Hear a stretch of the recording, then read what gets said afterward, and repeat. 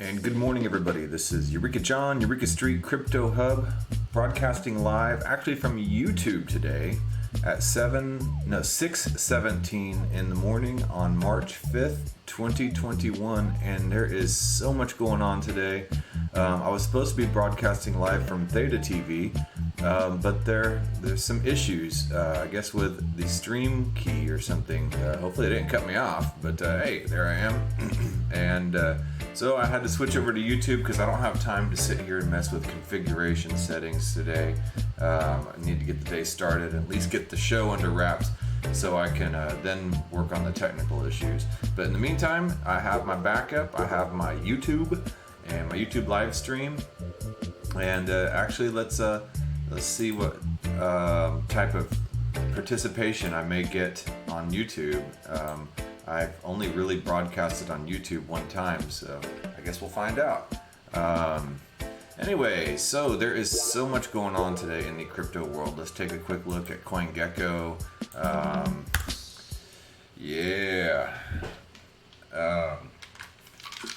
Bitcoin down at $47,701.96. I never thought I would say Bitcoin is down to $47,701.96. That's just insane to me. Ethereum is down to $1492.44. And again, I never thought I would say that Ethereum is down to $1,492. And we got Tether, took Cardano's spot. Yesterday was kind of a red day for most projects, not all, mind you. And I will get to that in a second. Theta was definitely not having a red day. Let's scroll down here. Theta has worked its way up pretty high in the rankings. Here it is, number 19. It's busted up in the top 20, $4.41. I believe that's the all-time high so far, or maybe not the all-time high, maybe yesterday, but yesterday it did hit all-time high, 469. About 8 hours ago. So if you're holding Theta token like I am, then congratulations, you're doing all right. Let's see here. Let's get back to the billboard, the rankings board. We have Binance and Cardano neck and neck, going back and forth between the 5th and 3rd place, and then Polkadot right up there. Keep on poking at it. Got XRP still just like sitting at 46 cents. Litecoin and Chainlink at 26.69. Bitcoin Cash down here at 490.21. Then down here we got Stellar. Uniswap actually did well yesterday.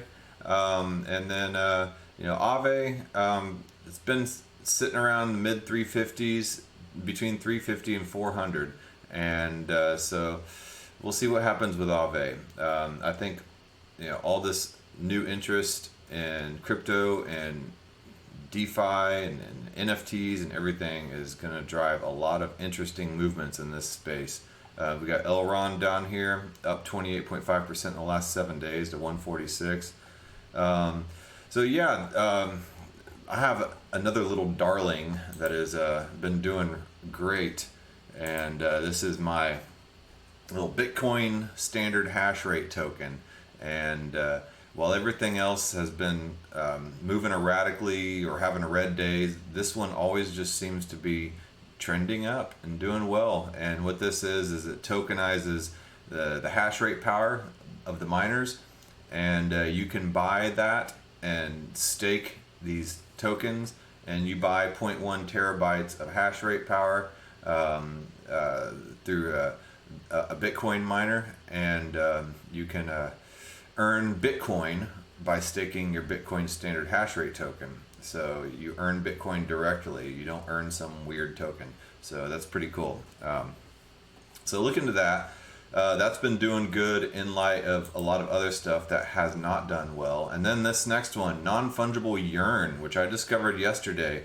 I was talking about NFTs yesterday, and that's great. NFTs are great for the collector, the art collector, for tokenizing collectibles, creating authenticity, all that stuff, and gamers, and being able to transfer gaming tokens and pieces and art and skins and everything from game to game.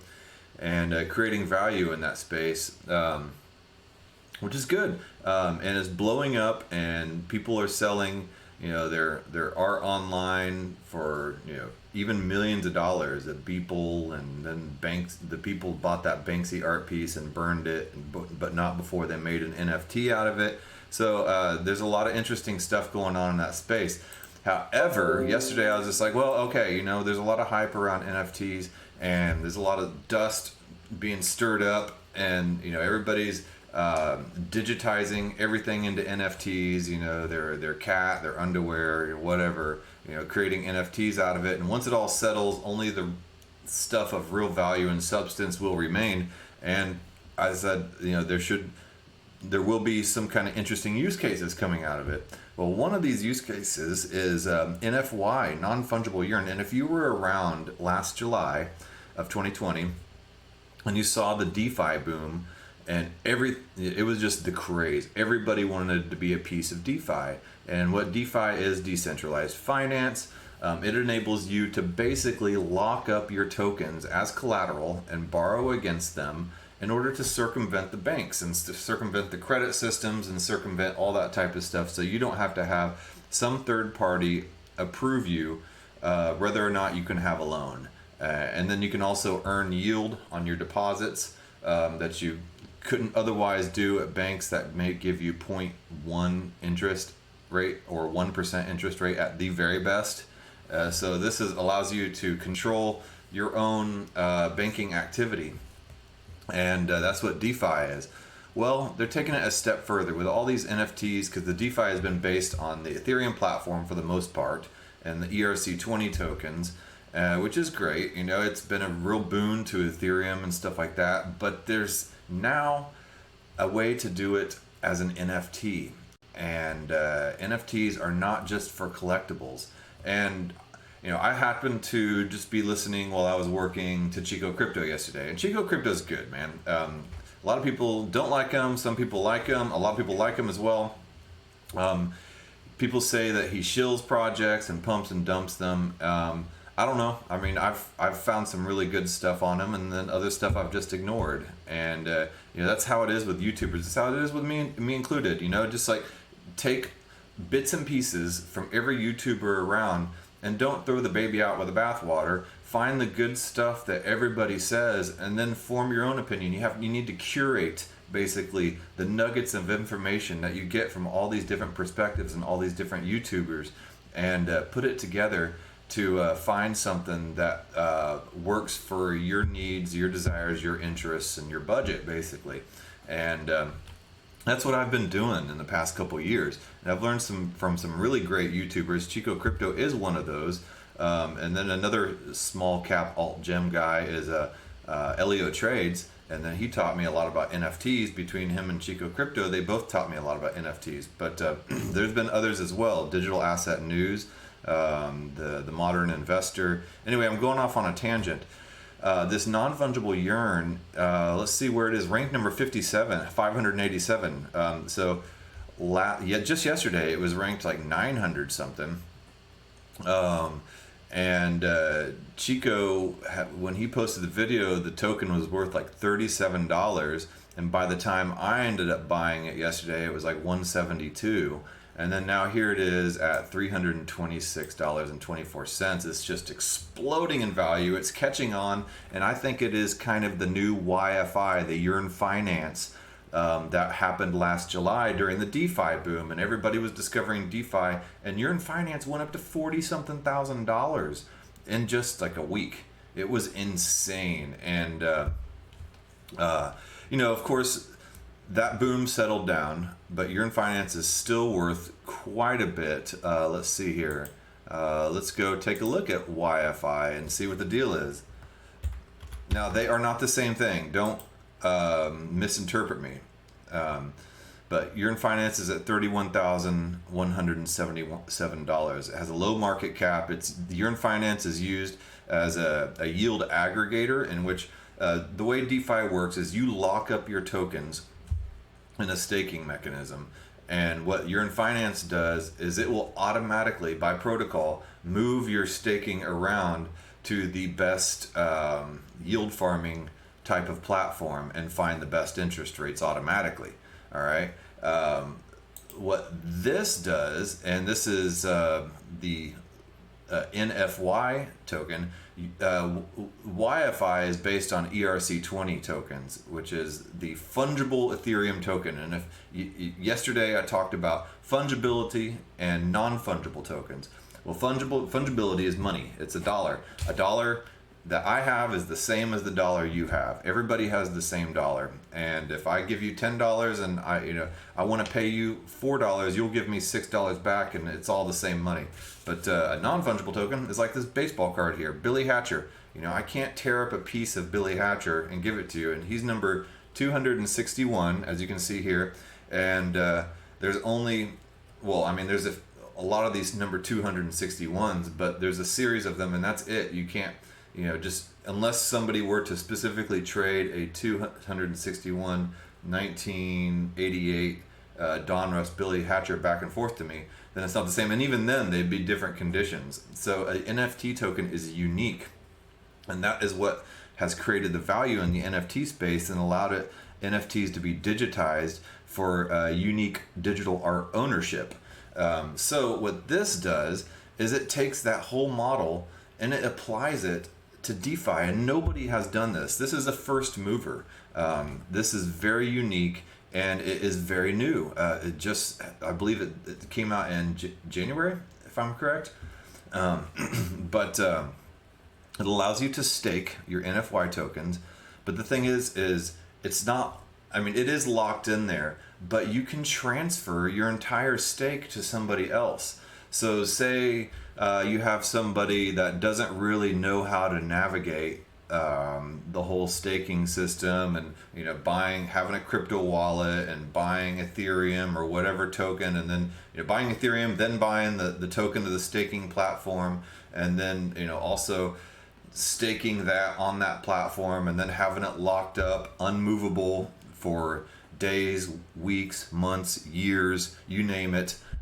You just can't do much with it. Like, for instance, right now I have a bunch of Aave tokens staked up on the Aave platform, and right now it's gaining some interest. It's gaining good interest, sure. However, I can't do anything with it. There's all I can do is just watch it grow like a plant, which is fine, and if I want to take my tokens off of that Aave platform, I have to unstake it, but it takes a 10-day cooling period before I can do anything with it. And if I'm going to buy it, if you're staking these types of tokens, and you shouldn't need those tokens to be in a bind. If you're going to get in a bind like that, you shouldn't be staking, period. But not financial advice. None of this stuff is. I'm pure entertainment, not even barely education here. So, but the thing is Aave tokens take 10 days to cool off after unstaking, and a lot of different stake pools do this, and DeFi platforms. However, this NFY platform, what you can do is you can lock up your NFY tokens, and it wraps it into an NFT token, and it can be whatever you want it to be. But then you can trade that NFT token to somebody else. So somebody who doesn't know much about all the mechanics of locking their tokens up into a staking platform, well, they can just buy somebody else's stake and everything that's already been prepackaged and set up for them. People could add value to their digital art. So it's not only a piece of Banksy art or whatever type of art it is, but it is a piece that has NFY tokens staked in it, and it is increasing in value automatically by the tokens that are staked in that piece of art. So it's a piece of art with growing value automatically rolled into it. That's insane. And then you could do the same thing with gaming tokens and skins and stuff like that. Any type of unique identifier or unique article of or piece of art, or even just the hash number. If you own that unique number, then and you own the value that is locked up inside of that. So say if I locked up 10 NFY tokens and I wrapped it up in an NFT of this painting here that I've created online, that's on OpenSeas.io, I call that chickenfish, right? And if I were to lock up 10 NFY tokens in my chickenfish NFT, then I could buy and sell, or I could sell that chicken fish NFT to somebody else, and they would earn the rewards that are gained off of those 10 NFY that are staked on that chicken fish painting. So it's incredible the possibilities that this opens up, and it's not just static staking, you know, in a pool. So that's pretty cool. So check out this. Chico Crypto does the video yesterday, and then they found this other video, Crypto Vader, and he posted about this on February 4th when this token was only $9. So he is the first instance on YouTube that I have seen of this. Props to Crypto Vader. I liked and subscribed his video, his channel, and we'll see what's up with that. Chico Crypto, of course, you know, he's an investigator, and he dives into all the who's and what's and all the little connections, and you know, you might as well have the cork board with the yarn and give him the crazy looks like that meme, you know. So yeah, he found this guy is the guy who discovered it, Jeff Extor, and basically created it, and he posted on this not CYOT. Here, let's see here. I'm totally plagiarizing what Chico Crypto posted on his video, but you can also go look for yourself. Oh well, I don't know. So I don't know. Go to his video and follow what he says. I don't want to plagiarize it too bad, but I'm just trying to point you to where to go. They have a Telegram group. Here's their GitHub repository right here, and it's been audited by Immune Bytes. However, let's see what happens here. I guess the link didn't work. Here it is, smart contract audit. So it's been audited by these guys, Immune Bytes, and here's the audit report, and everything seems to check out good. They had 2 medium level issues, but they were fixed. So you know, this is a first mover, brand new project. Don't be sitting here dumping all your marbles into it, but you know, test it out. Dip your toe in the water and check it out. I mean, not my advice, but it's what I'm doing. And I'm about to go ahead and stake some of the NFY that I bought yesterday here, and I'm gonna give it a whirl. I know right now the price is all over the place. So let's just take a quick look at 7 days, and you will see. I mean, already, you know, it goes up to 500, then it goes down to, you know, so look at this. Just in the past, like, you know, day or two, it's just, or 24 hours or whatever, you know, the price has gone all over the place. And that's just because of speculators, and that's natural, and it happens. And whenever you get a first mover on a brand new project that people think is just going to be insane and is just kind of innovative, and once it clicks, then everybody's just like, aha, that's it. So yeah, you're gonna see a lot of this major fluctuation. The same thing happened with YFI last July, and it ended up going up to 44,000 or something like that. And I think this is one of those projects. I think this is this year's YFI. So I don't normally just fanboy out on projects like this. I like to sit back. Like YFI last year, I was just beginning to understand DeFi, and I just kind of sat back, and I didn't even jump on that train. I still to this day don't own any YFI. I never jumped on that train because I didn't understand what was going on. But I have a better understanding of DeFi now, and of NFTs as well, and the ERC-721 tokens. So I'm going to jump on this one and take it and roll with it and see what happens. So let's go into nfy.finance and to the about, just so you can take a look for yourself. If I can get this to load. For some reason, this website likes to take a little while to load. Okay. Non-fungible Yearn, a better way to DeFi. Non-fungible Yearn is a DeFi platform whose goal is to utilize the full potential of non-fungible tokens in the DeFi sector. As of now, DeFi is dominated by ERC-20 tokens, which is fine, and which are fungible tokens what I explained before about the dollar transfer back and forth, meaning that all are the same and not unique from each other. While ERC-20 tokens are surely needed and are not going away anytime soon, there are many other different token standards that are rarely mentioned, ERC-721 being one of them. ERC-721 tokens are non-fungible tokens, meaning that each token is unique and no two are alike. This is because of the unique token ID that each token is given at the time of being minted. Currently, ERC-721 tokens are mostly used as collectibles. Non-fungible Yearn platform will reimagine how these tokens have been used, creating a use case for them in DeFi. So finally, those people who just brushed off all the artists and the happy little hipsters who are putting their art up on there are able to give a substantial financial use case to these NFT tokens. What's up, Alejandro Abad? He says, hi, what do you think about Chili's to the moon around December 2021? Yes, I have actually been following Chili's for quite a while. I guess maybe since last summer. And Chili's is another one. They are focused on the sports world. And let's check out Chili's real quick. And let's see, CHZ is their token ticker. I believe they're out of Spain. But they were focused on the soccer world, and they're basically tokenizing game experiences. And it's hard.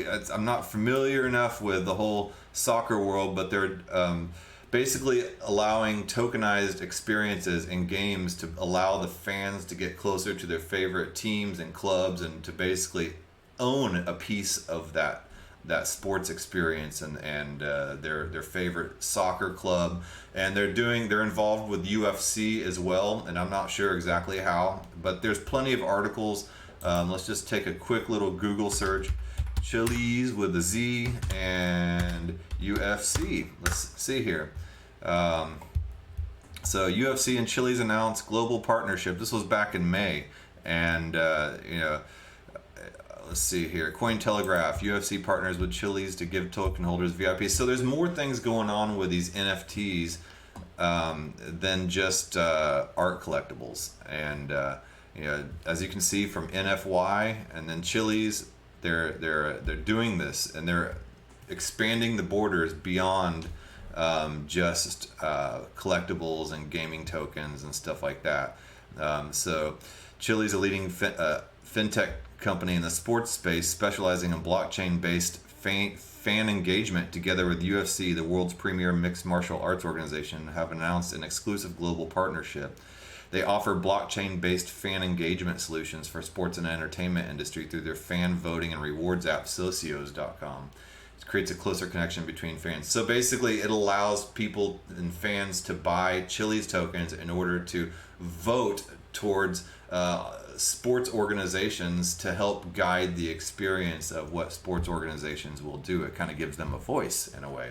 So interesting stuff. Back to NFY. So it just kind of shows, Chili's can also apply some of these towards like some kind of trading cards and stuff like that. And I think Mark Cuban is also doing something like that as well.